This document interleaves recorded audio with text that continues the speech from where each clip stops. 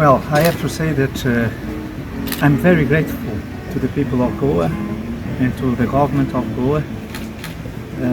for giving me this opportunity. As a Portuguese and as a Christian, this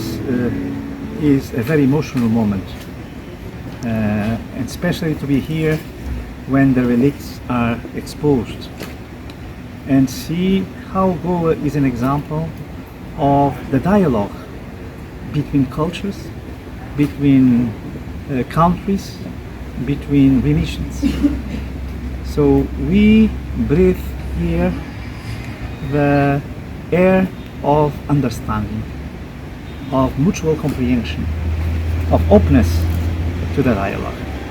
In a certain way, we can say that Goa today is an example for this world that is it is really in war in many places, because people are not able to build bridges as they have been built here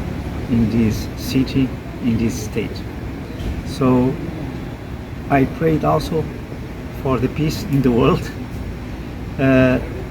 because it's so touching and so moving, this experience,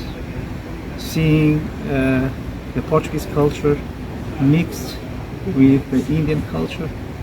and seeing that people were very, very wise